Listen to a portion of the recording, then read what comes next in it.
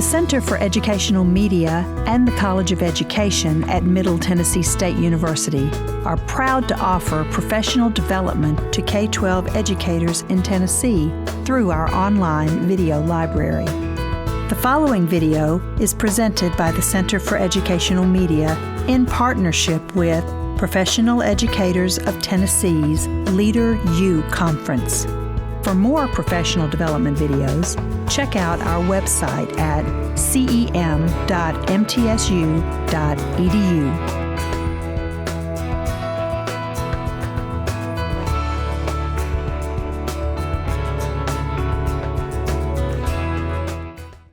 Thank you, and humbling to hear all of that. Today's presentation is about none of that and all of that at the same time. But I would be remiss and just untruthful if I didn't introduce who's going to co-present with me today. This is my wife, Leticia Sk Jackson. And today's presentation will be just as much about her journey as it is mine, about this Fit Leaders movement that she has helped me create. But she's here presenting with me today because it's an integral part of our family lifestyle, of the choices that we've made in order to sustain our leadership lifestyle. She's currently working as a literacy coach for Martin Luther King Jr. Magnet School in Nashville. So in her first year in that role, it's starting to kind of broaden her perspective on the demands of leadership and the taxing toll that can take on you. So she too has fully embraced this lifestyle. So please welcome Leticia Sk Jackson. She's going to be co-presenting with me today. Fit Leaders started as just a simple idea. And for me personally, it was about how could I make a transition from a thriving classroom teacher into a leadership role in one of the toughest schools in Metro Nashville Public Schools. That was Maplewood High School at the time. So I knew that I needed a lifestyle change, and I'm going to dig into some of the specifics of that particular change as we get into the presentation. How do you want to toggle our thing? I'll manage. So, really the next step, we love to have interaction whenever we do presentations because it's not enough for you to hear us talk, because we figure the reason you came to see the Fit Leaders in the first place is to start your own journey, because why else do you care so much about our fitness, right? So what we would love for you to do, and if you don't have pen or paper, I do have some pads here, we would love for you to go ahead and jot down your current fitness goals and put them in order of most important, and then you're going to share with a partner, an elbow partner. So if you need some paper or if you need a pen, let me know, because I've got stuff for you. And gauging some of the comments and body language in the room, I mean, we understand this can be a humbling process of when you're starting to identify things that you know about your lifestyle, about yourself, that you'd like to change, that you know needs to change. So we want to just hopefully be, even if it's just for this session, be the catalyst that gets you thinking about that type of change. And anybody that has worked in a high intensity position, and people ask me all the time about, is Fit Leaders just for educators? Phase one in our rollout is for educators, yes. But the reality is, in any type of leadership position, you're ultimately looking at three phases. Phase one is just surviving leadership. Can I literally survive in this role? Phase two, if you have been able to survive, am I now thriving? Am I maximizing my potential, self-actualizing myself? And then phase three is, how long can I sustain that? What does that look like, right? And again, I'm going to use him as a prop because he's in the room and he used me earlier, right? I watched this man sustain thriving leadership at a school like Maplewood High School for 5 years. And this is a school that I saw chew people up in 3/4 of a year. So as you move through those different phases, the Fit Leaders movement and lifestyle is designed to help you reach that sustainable self-actualization. That's what we're going to dig into today. And it starts with you just identifying some goals you would like to set for yourself. And then as we move forward and you decide, yeah, I would like to tackle this kind of lifestyle, hashtag Fit Leaders is all designed to help be your accountability partner in maintaining those goals. All right, so we're going to give you a little bit of time where quiet time, as I like to say in my classroom, so you can really think, and that'll help you brainstorm, and then we'll come back and reconvene in just a few. If I could give you a hint or tip, today pick a goal that's measurable, something that's attainable. Could be as simple as, my goal is to switch from whole milk to 2% milk. I know that sounds almost laughable, but the reality is the amount of weight you can drop just from making that kind of a switch, and it's measurable, it's attainable. So think of 3 goals, or even just a couple of goals that are measurable though, attainable. If you just say my goal is to lose weight, if you've lost 1/3 of a pound, you've already met that goal. So what does that goal really look like for you?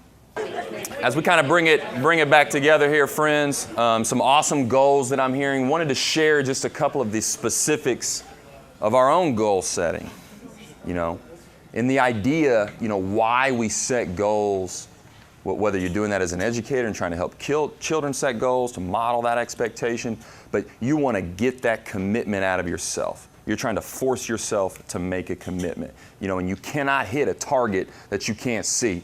So the idea is to set goals, hold yourself accountable. One of mine is exercise at minimum 4 days a week. Some days I'm 6 days a week, but my goal is I never drop under 4 days a week. If I fall under 4 days a week, I feel like I've let myself down. I've put a movement out there that started at the end of December for the Fit Leaders group to do 3 days a week. I expect a little more out of myself with 4 days a week. For me, it says routinely check emotional fitness. I wanted to give you something very specific, but it was too long to write, so I'll just go ahead and tell you what I'll tell you what routinely checking emotional fitness means for me. I am a person who just loves, and loves. Like, I love people, I love fun, I just love. And so something that's really important to me is that I have to routinely check this emotional fitness, because it can be draining with the jobs that we have. Because one day I'll come home and I'll be like, somebody cussed at me, and then this person told me that I suck at life. And so, I take it and I cry and I boo-hoo, and then I have to go home and literally recharge. And so I like to do things daily to check the emotional fitness, especially being thankful for things. So I might even take 5 minutes as soon as I get home and be in complete silence and quiet before I go pick up my son. And then I might think to myself, what am I thankful for? Or how can I change this? And then that just resets my emotions. And then I can continue on with the rest of the night, because, essentially I have to cook dinner, and at some point my wild child's gonna come home and he's gonna need the best mom he can have. So I routinely check my emotional fitness in that way. I'm a big fan of Daniel Pink. Daniel Pink's got these 3 keys to motivations, right? Autonomy, purpose, and mastery. So when you're setting the goals, who's picking those goals? You are. There's the autonomy. Then you want to pick goals that are purposeful, right? Why are they meaningful to me? Well, for me, I'm trying to stabilize this blood pressure. That's very real for me. Hypertension is the silent killer. I oversee a pre-K through 14 campus, 1,200 students, tons of adults, rural America, destitute poverty. Maintaining that blood pressure is very purposeful for me. Then I want to reach 200 pounds with 15% of that being, with less than 15% body fat. That's that mastery piece. So Daniel Pink talks about, you want to set goals where you're constantly chasing mastery, where that goal is just out of the reach of your fingertips. My body likes to hover around 185 pounds. That's where it just naturally wants to rest. So if I'm gonna work out 4 days a week, if I'm gonna factor in what my diet looks like to hit that goal of 200 pounds where my body wants to naturally rest around 185, that is my attempt at chasing mastery, because I'm trying to hit 200 pounds, but also keep my body fat below 15%. So moving back over here, number 2 and 3 for me are kind of connected to my Fitbit. Love this Fitbit. So I've made a goal that is attainable for me, which is 9,500 steps a day. And then I like to have 1.5 hours of active time a week. So really the best thing that you should do, like if you want bare minimum exercise, it's 30 minutes at least 2 times a week. And I just like to give myself an extra 30 minutes because those are my goals. So the Fitbit helps me check all of that. The other thing that the Fitbit does is, because I have the heart rate one, it helps me keep my stress level low, because I have a heart condition, and when my heart rate gets too high, it causes problems. So this helps me check my heart rate, and it also helps me check my exercise. So my Fitbit is my best friend. And real quickly, I want to ask you, why is it important to share your fitness goals and journeys? Because we had you write yours down, and then we had you talk to an elbow partner. I want you guys to think for a second, why is it important that you were doing that? Why is it important to share? When you write something down, you're more committed to it. When you write something down, you're more committed to it. Real. It becomes real. I agree. I make my students do that. Me too. I was like, me too. What's your goal today? Write it down, baby, write it down. Like when we do our objectives, I'm like, see, this is the objective. Write it down, because that's what we're gonna do. So you wrote it, you wrote your goals down, and I think there is some brain transfer laws there. I've written it down, I'm moving it to a different part of my brain. Why share it?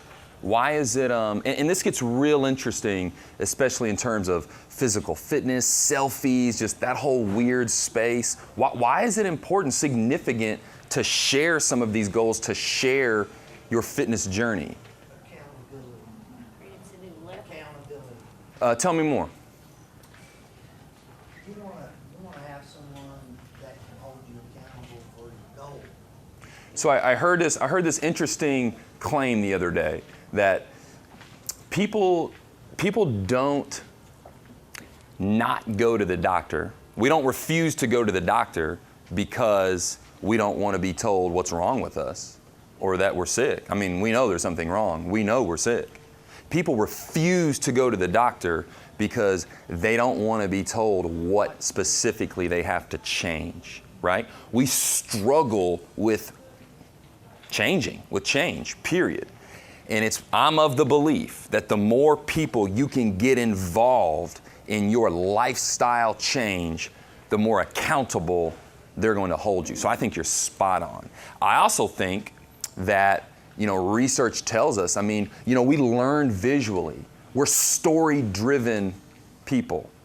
So as much as we can turn our fitness journey into a story that others can kind of get their head around, we're more likely to influence. We're at Leadership U, right? Leadership is the art of influence. So we can share our journey, which thus influences other people. And I'm a rising tide lifts all boats kind of guy.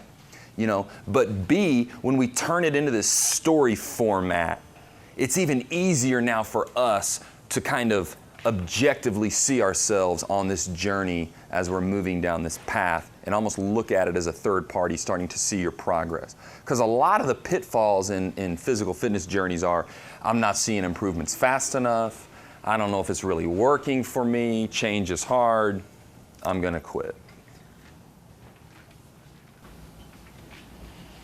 All right, so we're just going to go in and give you a little bit of background about our story and how we came to be. I have 4 areas that we just kind of developed and said these are our strengths. This is what our journey looked like. We both loved education. So he's a principal. I'm a literacy coach. We both started as English teachers. We just one day started talking about English, and that was it. We both grew from strife. We began goal setting together, and lastly, we were stronger together. And that one's the last one because our fitness strength is still growing.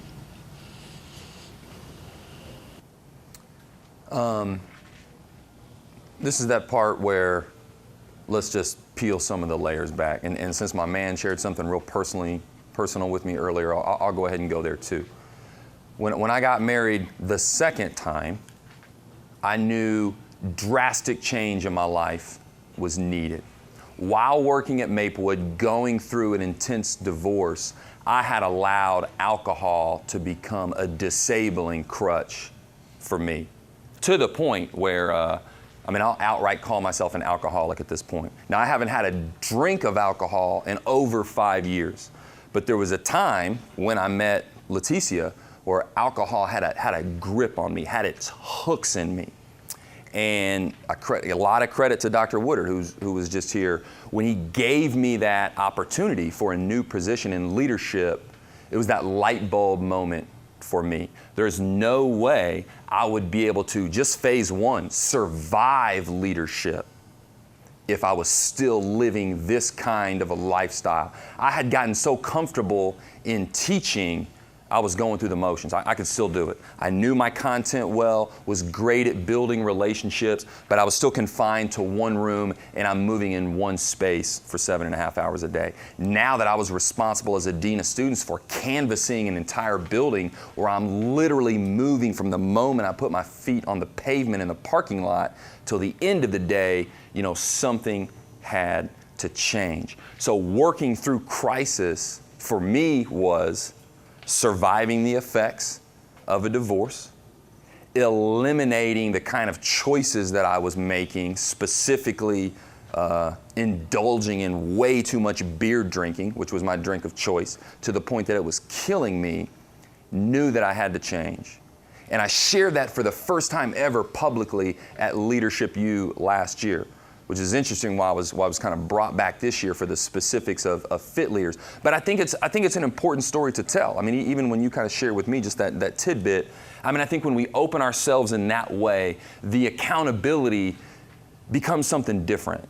It now becomes a space where we help each other out in a multitude of ways. Because for most of us, it's not just about physical fitness and improving just health. It's about the emotional health. It's about our spiritual health. It's about creating 360-degree leaders where in every aspect of our life, we're figuring out how to win. We've boiled it down to using physical fitness as the catalyst for that.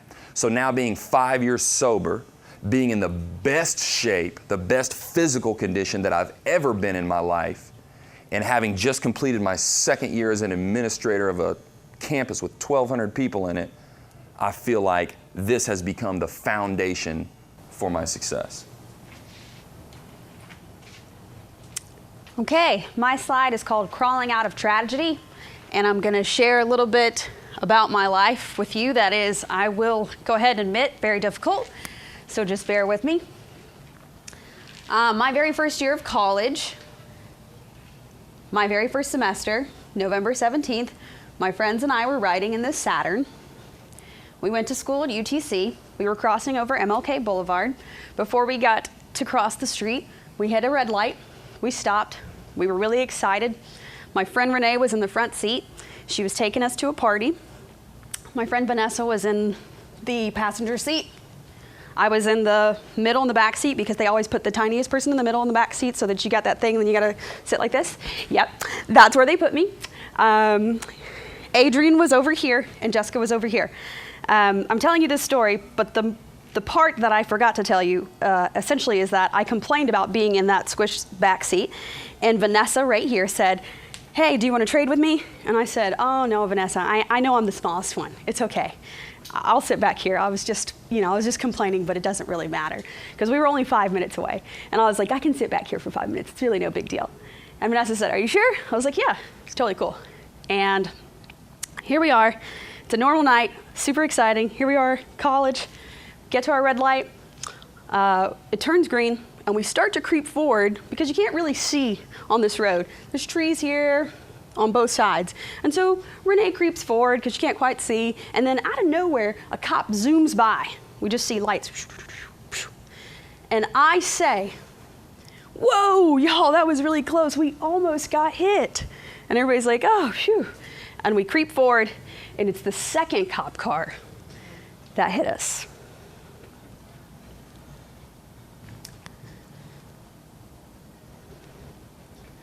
Vanessa was killed on impact. I didn't know because she laid across me, and I talked to her the entire time we were stuck in the car.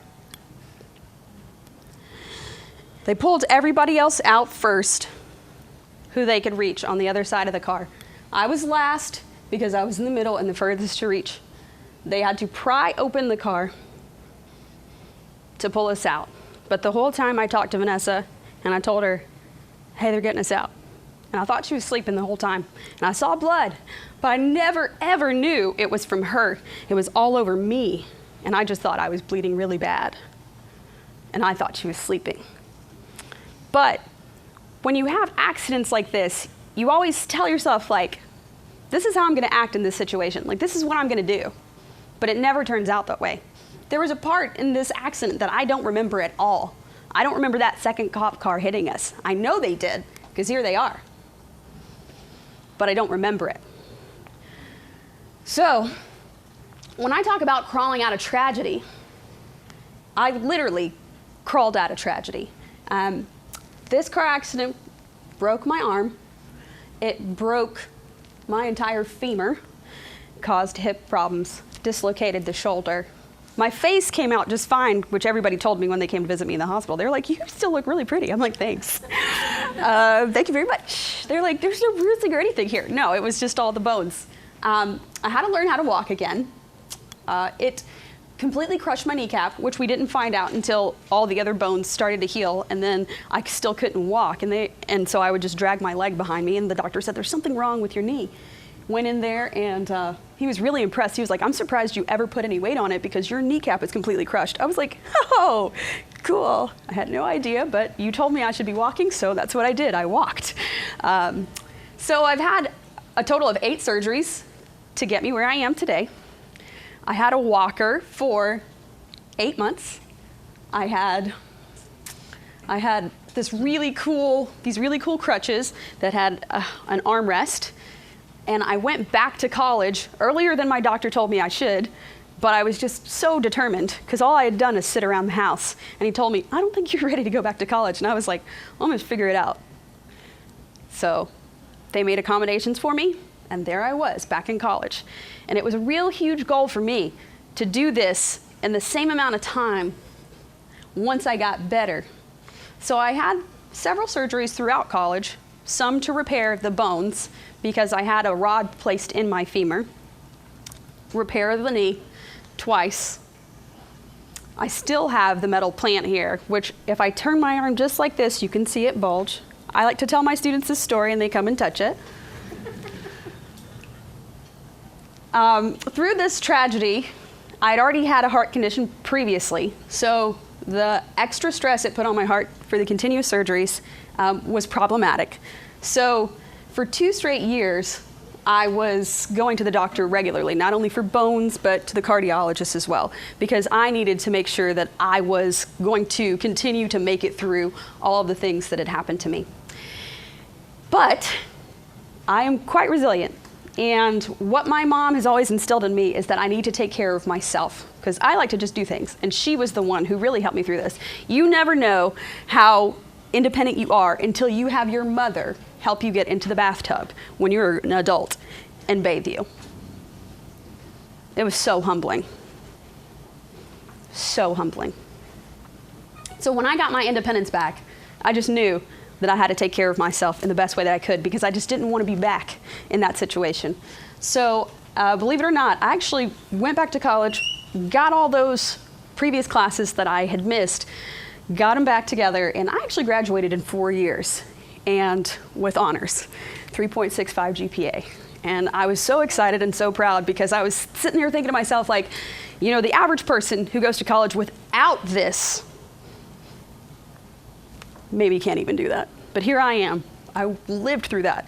And I even very distinctly remember there was a nurse who came to see me in the hospital, and she had worked on me for several days, and she kept saying, "You are the nicest patient I have." I said, "Really?" And she said, "Yes."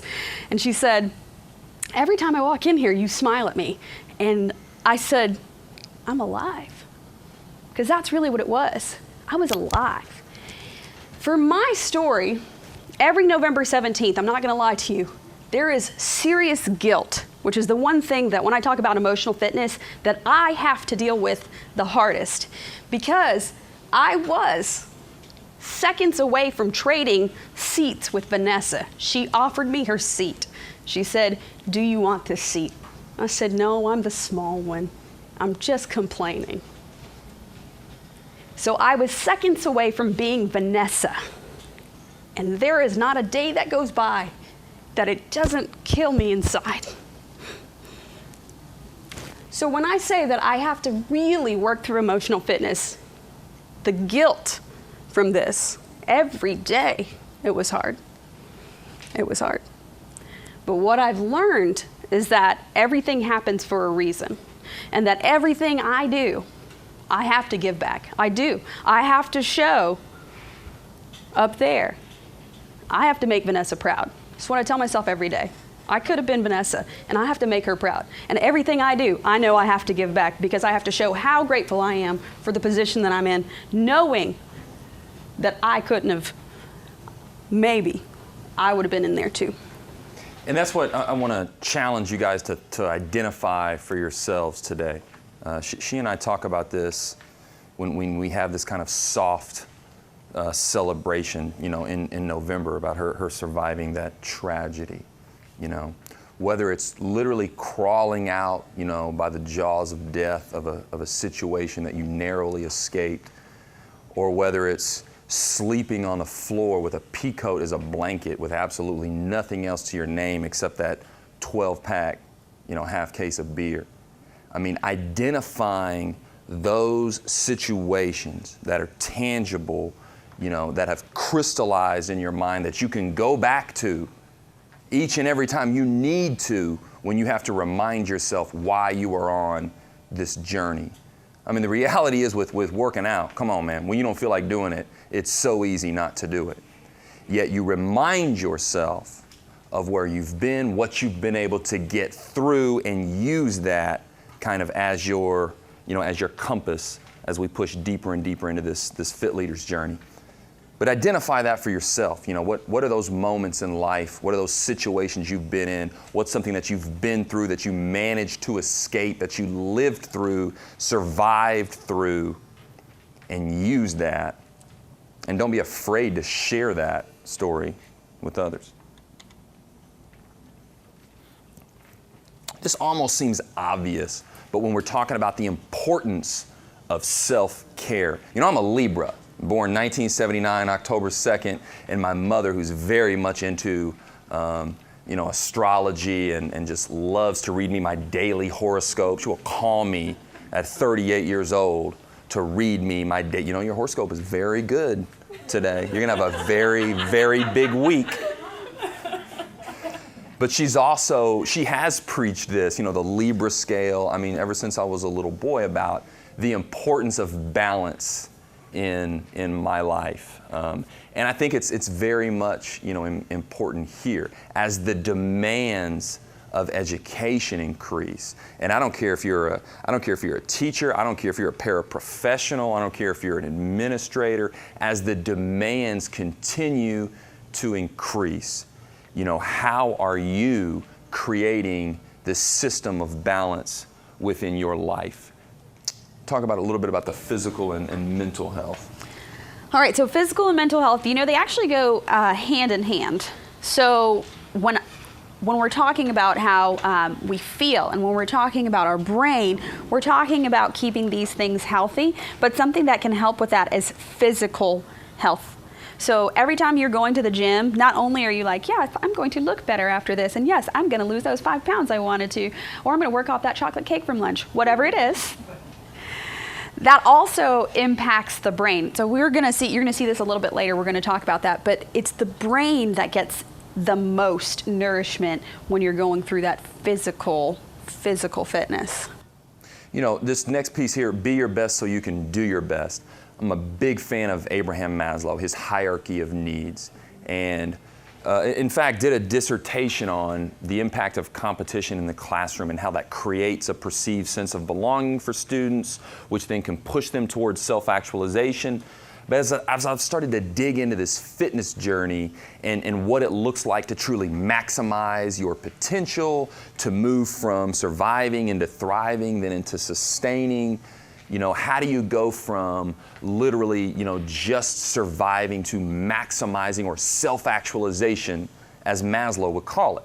Well, one of those rungs on Maslow's hierarchy of need, in fact, the rung right after belonging, is esteem, which is just, do I feel capable, right? Efficacy. Am I efficacious? Am I capable of doing the job at hand? And the reality is, the physical fitness piece, the fit leader's journey, begins to put you on a track of effication, where I'm feeling like, man, physically I'm fit, I'm strong, I'm ready for business, my mind is clear, my thinking is sharp, my body is getting stronger, fitter, toner. Now I'm starting to be my best so I can do my best. And that might be in my relationship with my wife, with my son, with my colleagues at work, with the children that I'm leading.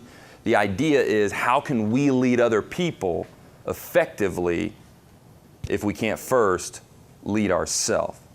So if you're gonna get out of that survival mode, right, into thriving, into self-actualization, being your best, it has to start here with number one. Last one, of course, is family, which you're going to say is so cliche. From my perspective, I think I shared this earlier, you know, the reason I smile is because I'm alive.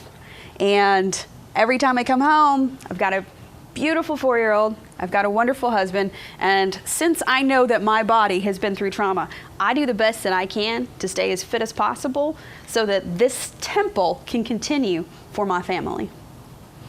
So she referenced our son. I have a 4-year-old son. Also have an adopted son who's 17 years old, right? Just graduated him at a Hillsborough high school. So one major accomplishment done, you know. And it's interesting, the relationship that I have with my 17-year-old, who grew up in a time when my lifestyle choices were way different, right? And he and I have a great relationship, but he's seen me in an entirely different light versus my 4-year-old son, who's never seen me drink a beer at all in his entire life, right? And I use that. I mean, again, that's part of my planning. That's part of my, you know, strategic thinking on what's gonna keep me on that track to where Raphael never sees his dad in that position like he's been before. So I leverage the power of my family to continue to help me make the right kind of choices. This next part I'm excited about. I got to give full credit to Leticia as I let her dig into it. But All right. it starts to dig into the stressors of what we're doing beyond just how it affects us personally, but how it starts to affect other people. Okay, so I think that Bethany shares our PowerPoints afterwards. So you will get this PowerPoint, or you'll have access to it at some point, I'm pretty sure, because the areas highlighted in yellow are actually hyperlinked, so you can actually pull up the research information as well.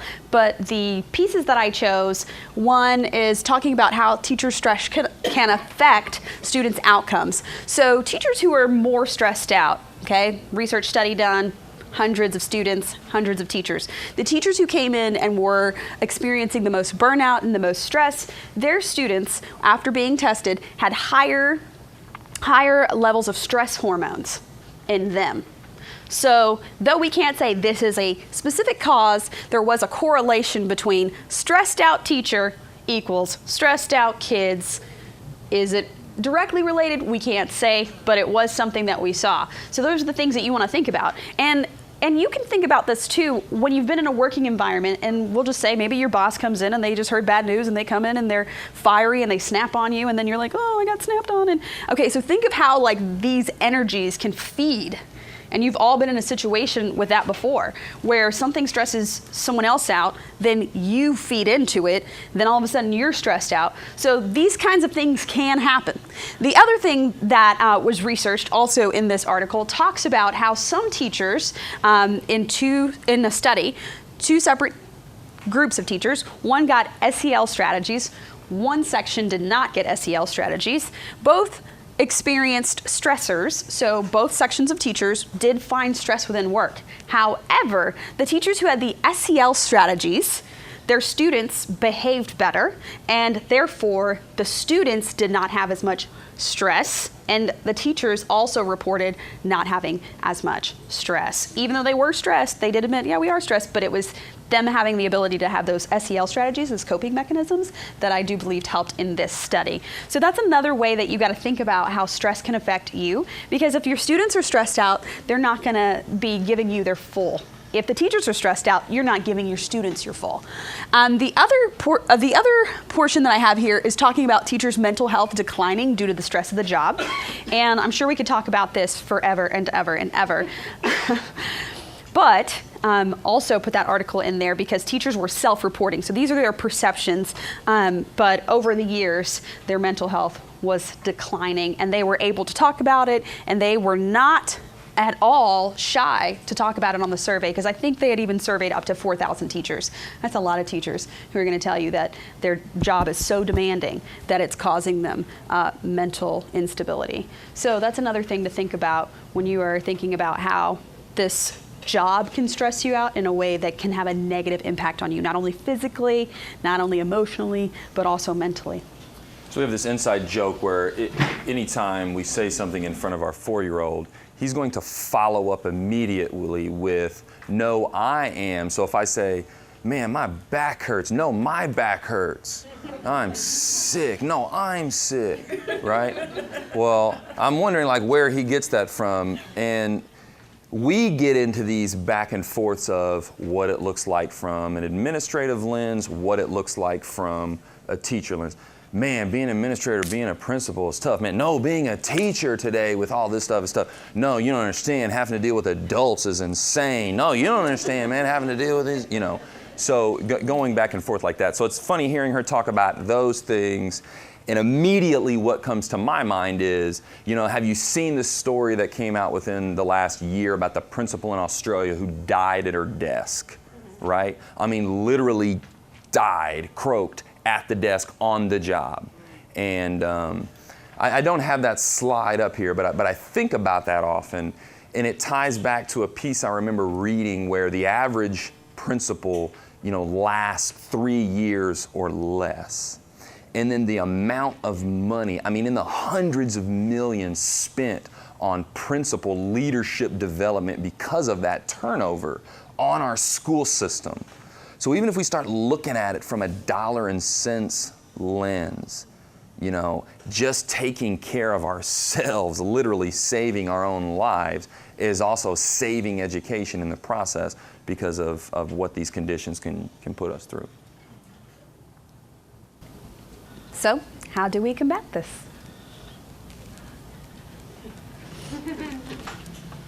All right, let's see if this video works for you guys. We're going to talk about exercise and how exercise is really good for the brain. If you haven't ever read Brain Rules by John Medina, I would suggest I would get that book. Getting that book. I learned so much from it, and I've changed my teaching because of it.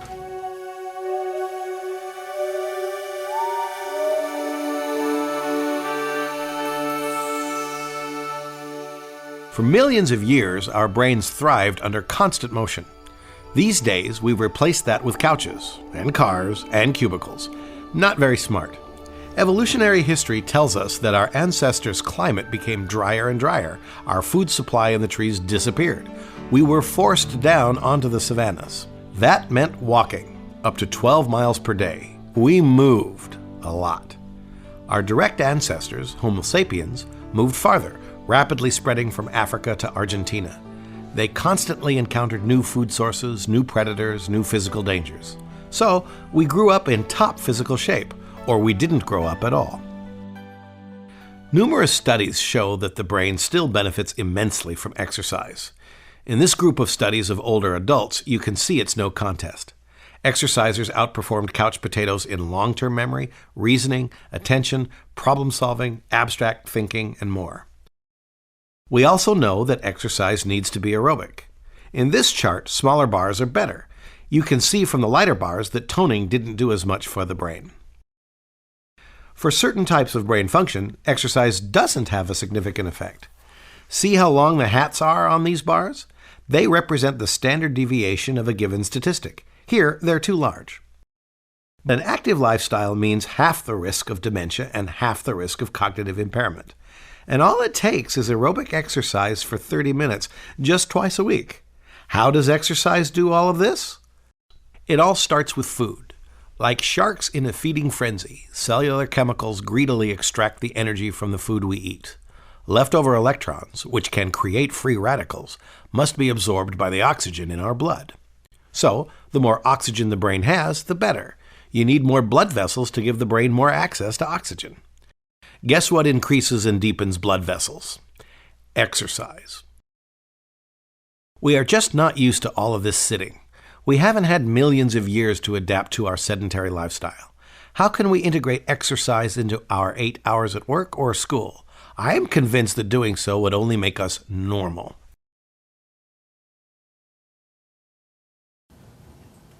I like that tail end there. Not better, just getting us back to normal starts with being more active.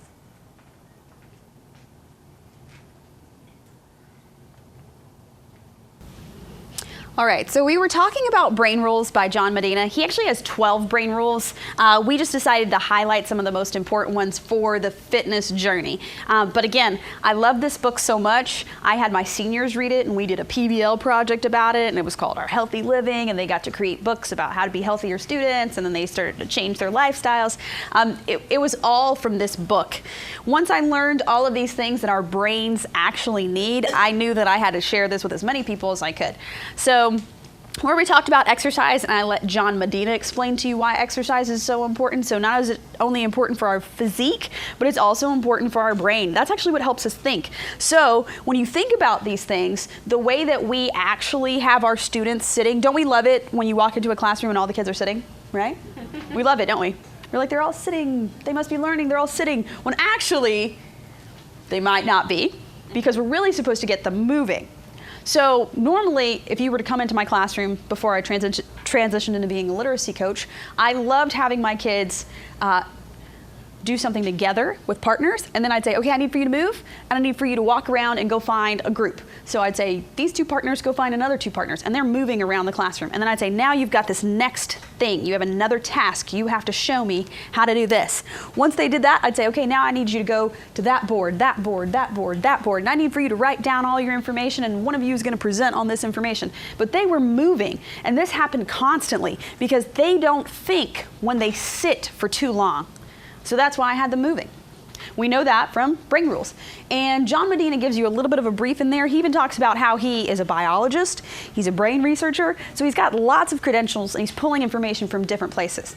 Now, here's another one that's extremely important that in America, I know for a fact, we just flat out ignore. We love the fact that we can work ourselves to death, don't we? We're like, oh yeah, well I work this many hours and that means that I'm that dedicated and I work even more hours and I even work over the weekend. And I never get any rest. It's the American way. All right, if I'm lying, call me on it. Okay. So the brain doesn't actually rest when you're asleep. What it's actually doing when you're sleeping is it's actually trying to reconfigure the information that you learned throughout the day. So if you are studying for a test, pulling those all-nighters are actually the worst thing that you can do, because really what you need to do is you need to study, go to sleep, let your brain insert all that information back in there, filter out all the other junk. You need to wake up the next day, go back, review, let your brain insert that into the permanent memory and continue that process. That's how we learn, actually, is that we need to sleep. When we don't sleep, we're actually losing our learning. But it gets even more complicated than that. So a nap can actually improve performance. When we think about all of the other countries, especially countries in the Mediterranean, they have, what is it called? A siesta. And that's their time to, first of all, eat a normal lunch, not like stuff your mouth while you're still working, but to actually sit down and eat and rest. And then if you need like a quick power nap, go ahead and sleep it through. Okay, so research done for NASA astronauts is that when they took a tiny little nap, their performance raised 34%. So essentially what we're doing for ourselves is killing our performance when we don't allow ourselves to rest. We're actually hurting ourselves. Also, 4 hours of sleep versus 8 hours of sleep. Now, research will show that there is not a specific hour exactly that you must all rest at the same time. It has to be this time.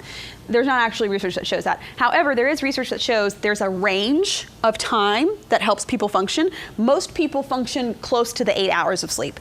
Now, you'll get those other people who randomly can like function on 6 hours of sleep. I'm not one of those people. I actually need 9 hours of sleep to function really well. Like, I feel great after 9 hours. I'm like, yes, I can take on the world. But if I get 8, I'm still doing really well. So when you talk about the hours of sleep, people who sleep that closer range, 7 to 8 hours of sleep, actually live longer than people who sleep less. There's also a common misconception that when we're training, whether that's running, whether that's doing yoga, whether you're in the gym, lifting, whatever, that's when your body is growing. That's when you're getting better. Biggest misconception out there. That's actually when you're punishing your body, you're tearing those fibers, you're breaking it down. Your body grows when it's at rest. So the synergy here, I'm always again, back to that Libra piece, I'm always looking for synergy, the balance, the relationships. So the synergy here for me has been, I've improved my sleep productivity because I boost my physical fitness activity. And I've now convinced my brain that all this energy and effort that we're putting into our physical fitness needs to only be matched by the amount of rest and sleep that we're giving our body and our brain. So please make sure that you're resting your body and your mind just as much as you are working it out. Absolutely. The last example I've got for you as far as research is concerned is the experiment done by Peter Tripp. Has anybody heard of this experiment? No? All right. So he was originally a DJ, and he decided to work as a volunteer, and he was going to fundraise. And part of this fundraiser was that he was not going to sleep for 200 hours. He's like, I'm going to stay awake for 200 solid hours. All right, it seemed like really cool at the time, but researchers got wind of this and they were like, you know what? We've never seen someone stay up for 200 straight hours. Let's just go check it out. While he's doing this, we'll be observing him. Well, the first 2 days without sleep, he was still pretty cool. Had his caffeine, he was working through it, he was still kind of nice. By the third day without sleep, he was yelling, cursing at people who were working with him, and people were like, whoa, he's irritable, all right? And then definitely by the end of that third day, he was actually hallucinating. And so what the researchers found out was because he had not actually slept, what his brain was doing was trying to dream while he was awake, and that's what's causing the hallucinations. He made it to 200 hours without sleep. However, his mental capacity had changed in a way that caused destruction in other parts of his life. So though he slept for 13 hours straight and woke up and said, oh, I'm fine, people around him noticed that his behaviors had changed and that his personality had changed. So missing that much sleep can actually change you in a way where you can't actually recover. Keep that in mind.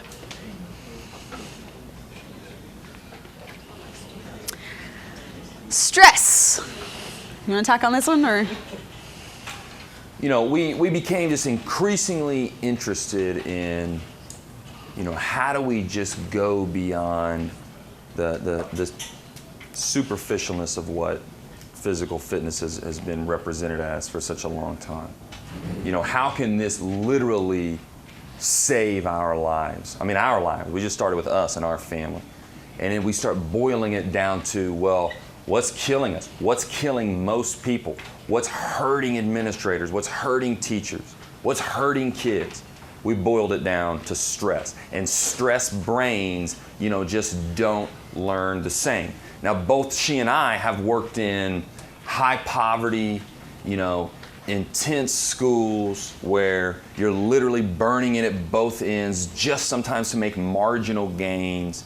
And we realize, you know, the comparisons when you start talking about how this child learns versus this child, if you don't start digging into the impact of stress on each kid's brain, then are we truly being equitable when we're talking about whether it's differentiated instruction, whether it's time on task, the impact of stress on our children's brains? If we don't get our head around that, then we're missing a huge point. And that's what this slide is all about. The severe stress impacts in terms of cognition, in terms of memory, how excess stress can cause the brain damage. I'm talking about prolonged, you know, cortisol. That's your body's natural, that stress hormone that it pumps into you when you get into that fight or flight mode. And then chronic stress hurts your concentration, specifically language process. And look, all learning 50% impacted by heavy amounts of stress.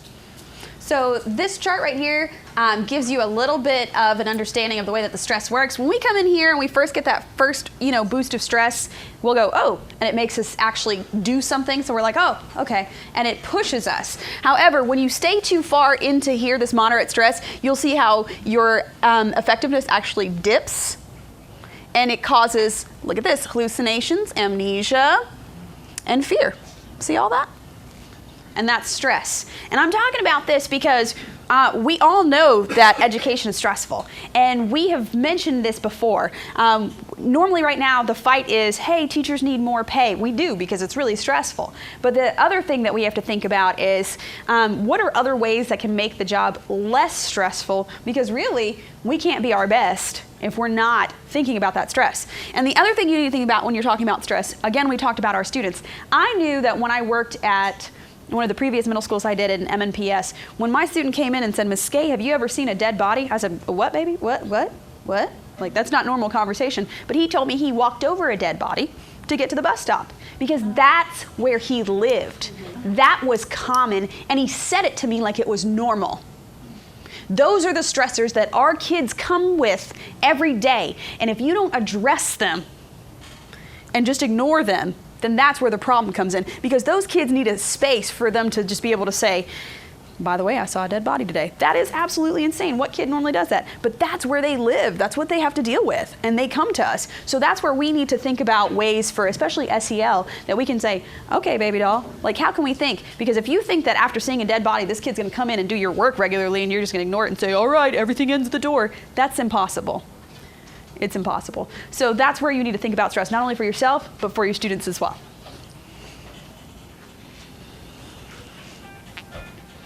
Reality is just working out, just focusing on physical fitness is 50% of the equation. Because you can crush it in the gym, you can run as many miles as you're absolutely able to. If you're not getting it done in the kitchen, I mean, it's really all for naught. And that's what we're here to kind of inspire you to think about today is, can you match your diet with your physical fitness lifestyle choices? I've been blessed in terms of marrying someone that absolutely loves to cook and gets inspired and creative about how we can implement the kind of meals into our daily lives that will help us reach some of the goals we've set for ourselves while also having some fun at the same time. And Leticia is actually in the midst right now of, compiling just tons of recipes, these created recipes of hers for our Fit Leaders movement to be able to share. Because most of us are these on-the-job professionals that are go with children involved. Where is the time? When do I have the time to sit down and do that? So maybe just share a couple of those ideas on quick meals.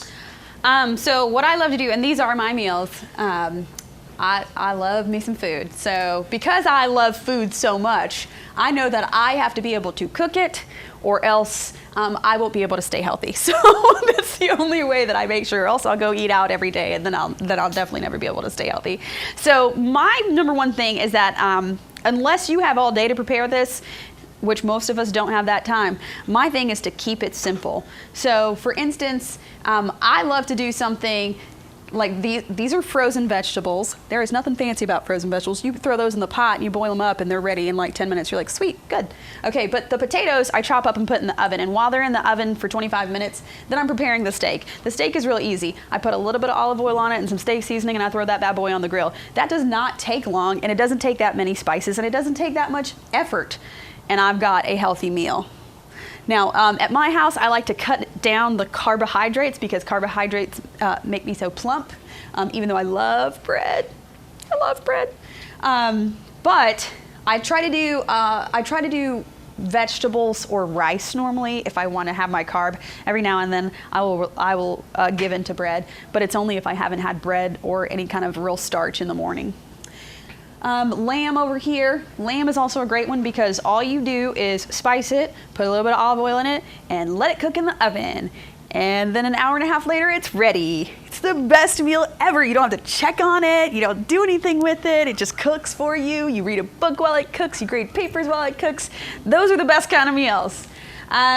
We do the majority of our shopping at Aldi, so this is cost friendly. You know, tons of options. Organic. And it's not like we're living in what's the not Wild Oats, but the Whole Foods. I mean, no, we can't afford that. We get it. Like, we can't afford that. The only other thing that I would add up here is, even as current as now, start thinking of a couple non-negotiables for you.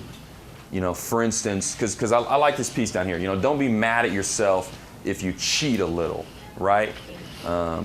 If you decide to have that big piece of chocolate cake at lunch. I didn't have it, but she did. I totally had it.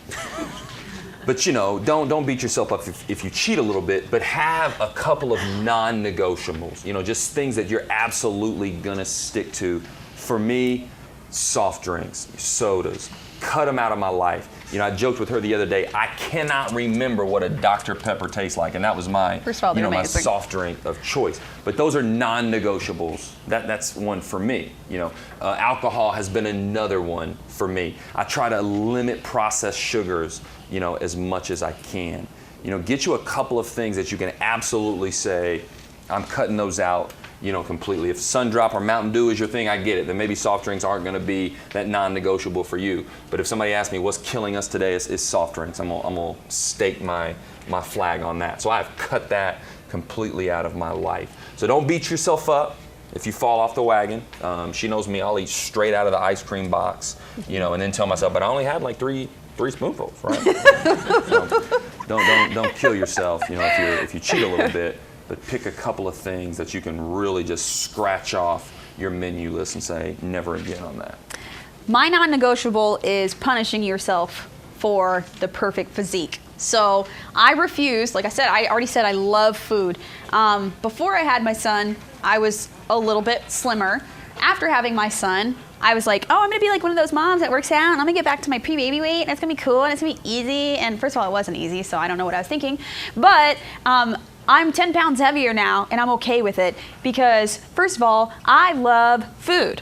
I'm like, I like ice cream, I like chocolate cake, and I love bread.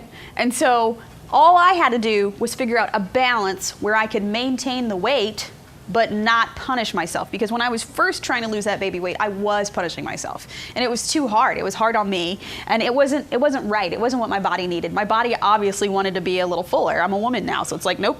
You're gonna stay with this full woman body. So I had to stop punishing myself and punishing my body. So my non-negotiable is punishing yourself. So please don't punish yourself when you're going through your fitness journey. Because what you really want to do is you want to find a place where you feel comfortable and you know you're healthy, and your comfort level might not feel right. Like at first the reason I wanted to get back to my pre-baby weight was because I had been that way since I was 16 years old. I'd pretty much been the same weight. I just didn't know anything better. I was like, oh, I've been this weight. I think that's where I'm supposed to be. When, all of us, for the size that we are, we have fluctuations and we have a weight estimate of where we are supposed to be. And I'm still in that range. So I'm perfectly fine. So I thought to myself, I'll get rid of all my old clothes and I'll stop punishing myself and just be fine with maintaining this weight. And maintaining is a lot easier than having to lose the weight. So once I said, okay, this is cool, and I can still have ice cream when I want, or I can still have my chocolate cake when I want, then that became easier. So don't Getting punish to that yourself. comfortable weight, then being able to sustain it. Yeah, sustaining is much easier because now I don't have to just stare at people eating chocolate cake, which is what I did for a year. I just watch you eat it and I'd be like, I just wanted to get the waft of the scent. Thank you, that's all I needed. But no, now I need to actually eat it. So my non-negotiable is punishing yourself. Don't make it miserable. Back to that accountability piece, and I think why it's important to connect with others, because we can get lost in our own journey. We can start to forget what progress looks and feels like. We tend to be much harder on ourselves, which then entices us to quit entirely. And that's really where the idea of the PLN, the Professional Learning Network, came from. Birthed out of me spending so much time in the gym that my wife started telling me, man, I want to meet these other people that are in the gym as much as you are. Like, there's got to be other people out there that are just devoted to this kind of lifestyle. And, lo and behold, we started the Twitter account, last summer. We're up to 676 organic followers. So these people, each one of them real, that get excited about this movement, and they're all across the country. But what it's turned into now is this network of people uplifting, inspiring, sharing, connecting, spreading the message, everywhere from Texas to South Carolina to California, of course, to here in Tennessee. So I'm urging all of you, if you have an inkling of this could change my life, this could save my life, if you're on Twitter, start following Fit Leaders, okay? We use this hashtag here. Hashtag Fit Leaders. There's also at Fit Leaders or at Fit underscore what leaders. is it?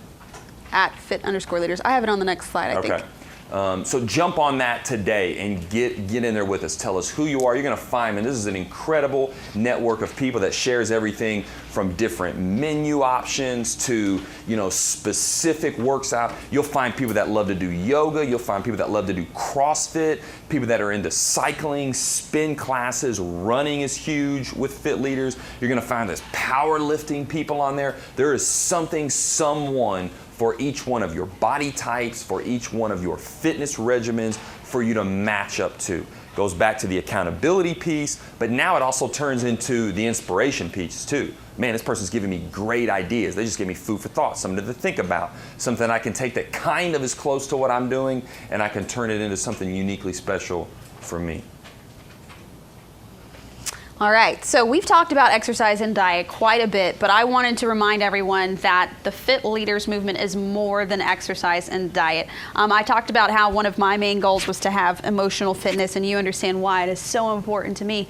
But we also want you to think about mental fitness, and I put this in here, career fitness. I want you to think about those fitness goals that you had when you wrote them down. What did they look like? Were they only physically fit goals, or were they more than that?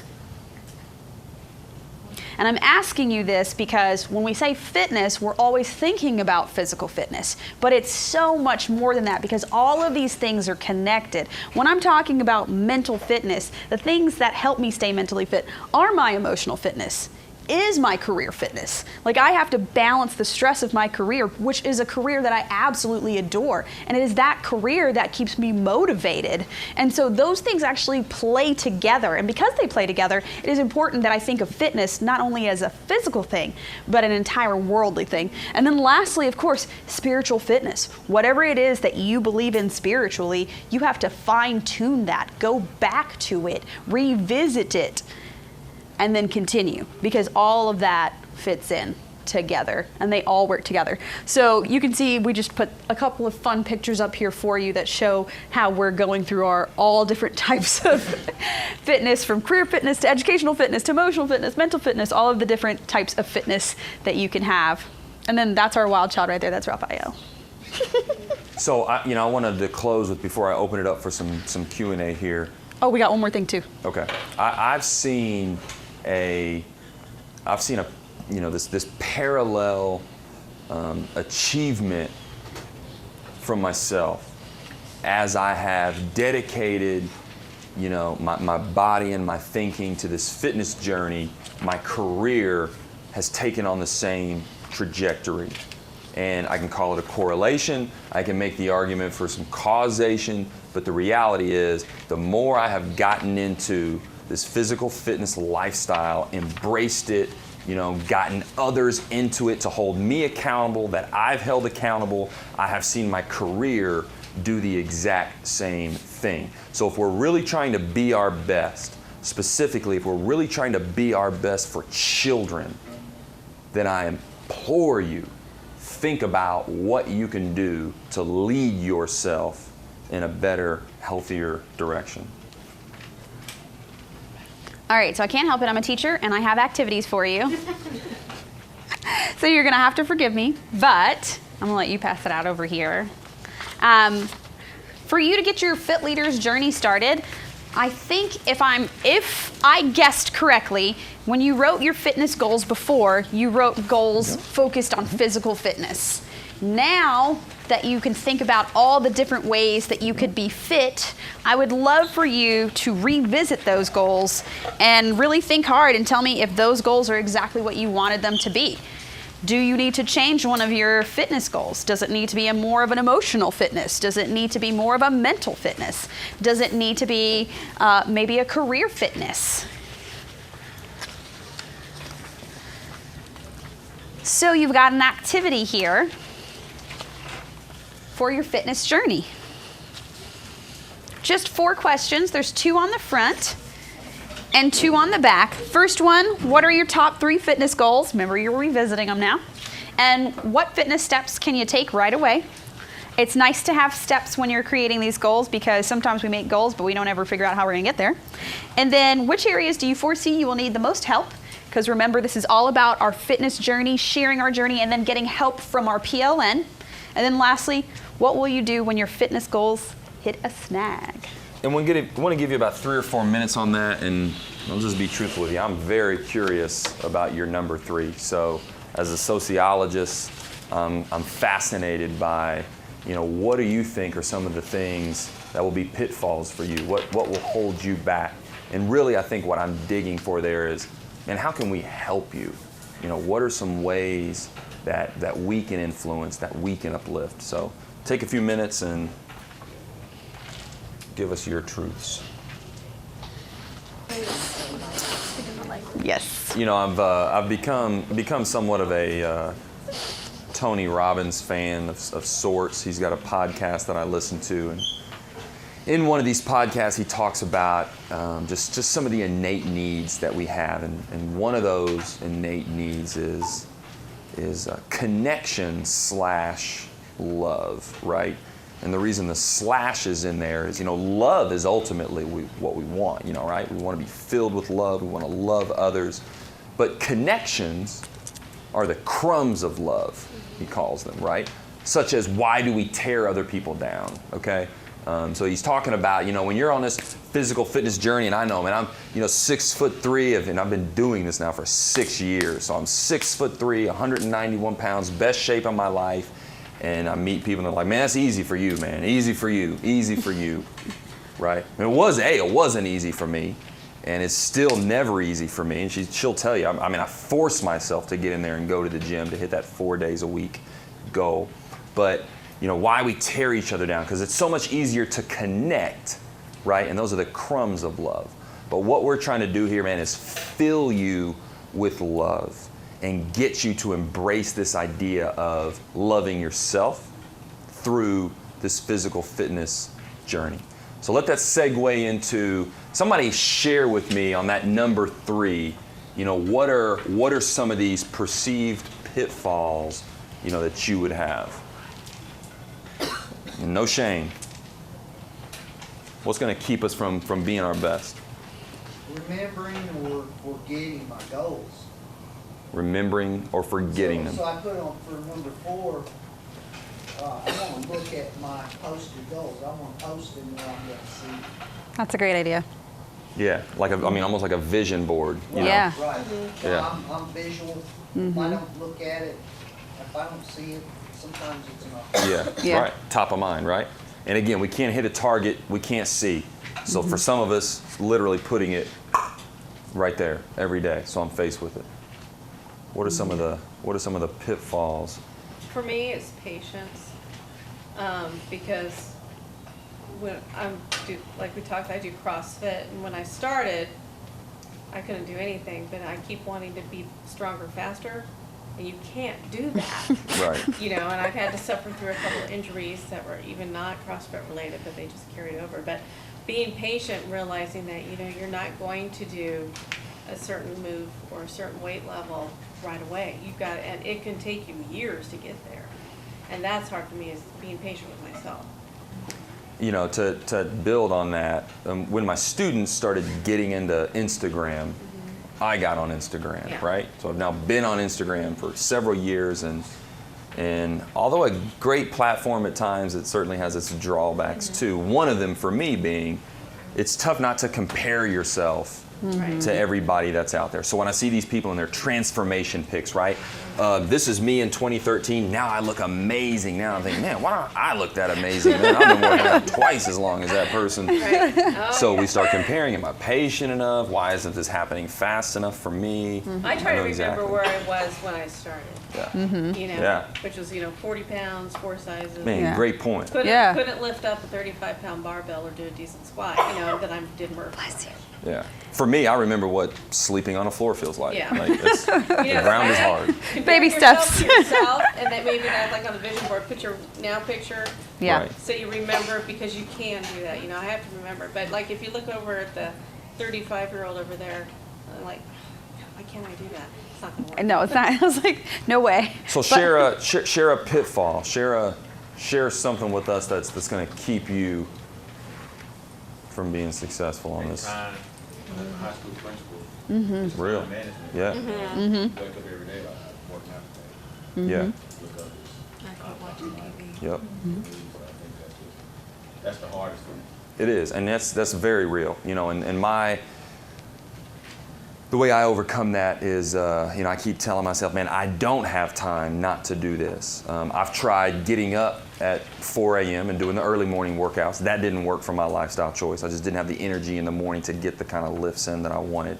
Now I've been fortunate enough where, since I'm based out of the high school, even though we're pre-K through 12, my office being based out of the high school, we've got a field house where the football team works out. I utilize that space as much as I can. So trying to get creative with my time. And if my goal was 4 days a week, then I've got to maximize that weekend time. I know that I can get 50% of my workout time on the weekend, and then I get creative throughout those other 5 days when I can squeeze it in. So man, I hear you on that one. I really do.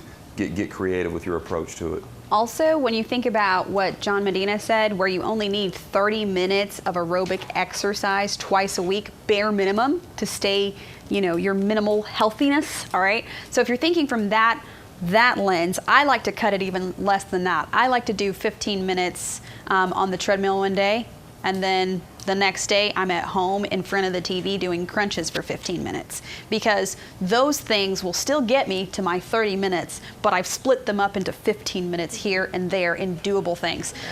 So you got to make it work, and I like to do it in tiny pieces because that actually does help me get my goal. If I don't do that, then sometimes it's like, oh, I never had time to go to the gym. And because I didn't have that time, if I didn't have an hour to go to the gym, then I stop myself from exercising. So then I just cut it into smaller pieces. I even like to exercise with my son because he likes to jump on me whenever I'm doing my crunches. So then I swing him around, and then it makes the crunches even better because he's heavy. So he loves it, and so we work together, and it's the way that we bond. You're absolutely right. So I make that time by just making it smaller. If you make it smaller, it's more manageable. Right. I would also push you a little bit on that, man, and how we analyze what our day and what our schedules look like. And I've been on this new wave of the being anti-to-do list. When we create these to-do lists, what we ultimately find is some of these menial tasks that we just want to check off, but how significant really are those tasks into what we're trying to do. And if we know that physical fitness may or may not save our life, let's try to prioritize that at the very top. Anybody else want to share before we close out? Any questions? You get weights twice a week and do aerobic twice a week. That's your general routine? I do very little cardio, mostly because I'm on my feet all day. I'm just canvassing the campus all day. I'm a people principal, so I'm spend very little time in my office at a desk. So I get a lot of my cardio in that way, and then almost exclusively lifting when I'm in the gym. Now, blessed in terms of just the metabolism that I was given. So my body again wants to hover around 185 naturally, so don't have to get in. I've also got a rusty right knee that's not going to let me run for very long. So until I actually get that checked out, like she's been telling me to do for a long time. Forever. I'm on a stair stepper when I feel like I need to get extra cardio in. I have one comment that I think you all would find very interesting. We are an outdoor school, and we track our students' activity. We do have them wear Fitbits, but we did a survey. That is cool. And the survey was astounding. These stats were 92. We try to have our students do, most of them average an hour and a half of activity a day. Okay? So, and that's through hiking to outdoor classrooms back and forth. 92% of parents responded that their students' attitude about school and their grades about school had increased since coming to Ivy Academy and having the activity during the day. But here was the really astounding one. 75% of parents who said their students were on medications for ADHD since coming to our school have been able to eliminate or decrease their ADHD medicine. Do not doubt. 75%. First of all, that deserves snaps, because Yeah. that's amazing. That is amazing. I firmly believe that if you cut out some of the carbs, increase the protein, more sleep, and more exercise, we could probably get rid of about half, if not more. A lot of the things that we probably medicate ourselves for, we could Right. probably, if we just... We're doing yeah. a longitudinal study at Mount Pleasant right now. We're calling it I want to know your FitLit, school. where we're and I wanna do it measuring too. the impact of physical fitness on literacy rates. So we're using stationary bikes kind of as our treatment, okay?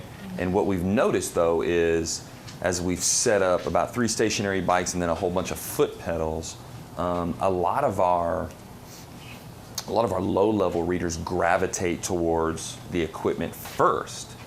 And we just kind of watched it, qualitatively at first, and then as we started asking the kids, they told us it just kept me engaged. It made reading a little bit more fun with me. But then as we started digging into their Lexile level reading growth after being on the bikes while reading. So I think we may be onto something, in terms of just the activity with children, getting them moving again, improving brain. I was like, we need to network this. We need productivity. to, I need to find more about your school. That sounds awesome. Thank you. Final questions, anybody else? How do you shut it down? So like, as well, I love what I do. Back in the church, a 13-year-old, I do not shut down very well. So and purposely, I don't have a computer at home. I don't have TV, so I have DVDs. We do not have cable. Purposely, I did all that a few years ago, my wife and I, because I come home and just sit and watch TV for hours, just like kind of veg out. Yeah. And so we decided to get rid of all that. So I do have my phone, check your email or whatever, but so we don't even have internet at home. We purposely did all that, and I feel like I cannot Stop thinking. I just do not shut down very well. Right. So constant today, I've been writing notes while I've listened to speakers, but also I got a list of 9 things that I need to get done this weekend for school. Right. Because we're trying to close it. So I'm working on my dissertation, so that's kind of always there too. Anyway, how do you stop? How do you stop thinking? Yeah, because it doesn't happen very well. Yeah, and she will be the first one to tell you. I too struggle with falling asleep. Yeah. Right? Just the brain is working constantly. And for me, sometimes I actually like to structure the timing of my workouts so that I maybe get into the gym around 4 o'clock because I have to pick up my son on the way home. But I want myself to be in exhaustion mode so that by the time I get him home, get dinner, and we start laying down right after I put him down, which is 8 o'clock at the latest, that I can start that kind of descent into my attempt at sleep. No real easy answer there for you, other than I completely empathize also, with that struggle. I've got to be the person who tells him that he can't look at an email and he can't answer a phone call. Because as soon as he does that, then that's when he won't sleep. So, What time? You give him yes. No, dinner is served, so we're not checking emails at dinner. We do sit down at the table. So this is our time. We can talk about our days. We can get our frustrations out. But this is dinner time. The 4-year-old likes to roam around, and we're get back and sit down. So like 4-year-olds do. But it's that time where we're sitting down together, and we all know that. But after we put the baby down, after we put him down, it's don't check anything. Don't answer those phone calls, because if you do, you'll stay up all night. You just can't help it. You're going to worry about it. I don't do that. I don't check emails either. About the light that comes from these electronic devices increases the amount of cortisol in your brain. So they say that you should not go turn all that off at least an hour before you plan to go to sleep. because what that light's doing is it's stimulating the brain. And I have students literally tell me, I was up till 2 a.m. texting, and you're like, no. I've gotten And pretty good. routine. I've gotten pretty good, man, at training myself that no matter what email I open up after 8:30 p.m., there's just nothing I'm going to do tonight that's going to address that concern that I can't address at 6:15 in the morning, right? My brain is working better in the morning. You know, I've got about a 30-minute commute into work in the morning where I can put that brain power towards. So opening that email at 8:30, fretting about it for the next 3 hours with little or no options to actually do anything about it other than trying to strategize instead of sleeping. I just don't open Pandora's box until I get up at 6:15. Because they're there waiting. But that's just the thing, man. They're going to be there waiting. Yeah. Anyway, whether I open it up at 8:30, whether you're stressed about it or whether I open not. it up at 5:30 in the morning. I like to walk and read. So before I go to bed, you know, if I haven't reached all my steps, I like to just work around, get my steps in, and that does tire me out a little bit. And then I like to read. Really, reading something else normally shuts my brain down because. And I like fantasy books and like action and sci-fi and all those fun things that make me disconnect from the real world. And then I'm just like, oh, this is fun. And that helps me shut down too. And then there's something about reading also that just makes my eyes tired. So then I'm like, okay, I could fall asleep. So I was like, so I love to walk and read, and that helps me disconnect from all of the other things around, and it helps me get to sleep. But I don't think there's an easy way to answer that, except for you really have to figure out what your body loves. There's different things that you can research online about the different ways that people fall asleep. I know I read something recently that said, make sure that you train your brain to understand routine. So every day at 8 p.m., I will get in the bed and turn off the lights. And even if you have to sit there for an hour in the darkness, your body eventually understands that 8 o'clock every day, you're going to put it in the dark, and that's the routine that you're setting. And then your brain starts to adapt to that. And once you've got that routine, then it makes it easier to sleep. There's also plants you can get, like if you're going the organic way, that help with the air within your room. So you can put these plants in there. They help to take out some of the bad air. And then the scent is nice, and so that helps you sleep as well. Have you read Viktor Frankl's Man's Search for Meaning? Parts of it. So it's really 2 books in one, right? It's about his experience in the concentration camp, and then it's about logotherapy. And his approach on logotherapy is pretty interesting, which is kind of moving me into this next phase of what I'm doing, where I'm getting really good at the training regimen, the physical fitness piece, kind of exhausting my muscles, but now I'm shifting more into meditation as I descend into sleep, right? So really trying to kind of pull myself into this centered space where I think about almost absolutely nothing. But grab that book, Man's Search for Meaning. It's a cool read. And the logotherapy piece, for instance, you know, his take on sleeping is stop trying to fall asleep. And that's the trick, is, you know, in fact, say, I'm going to just stay awake. I'm just going to stay up. It's an interesting take on it, but it's got some cool takeaways too. Thank you guys. You have been absolutely amazing. Thank you.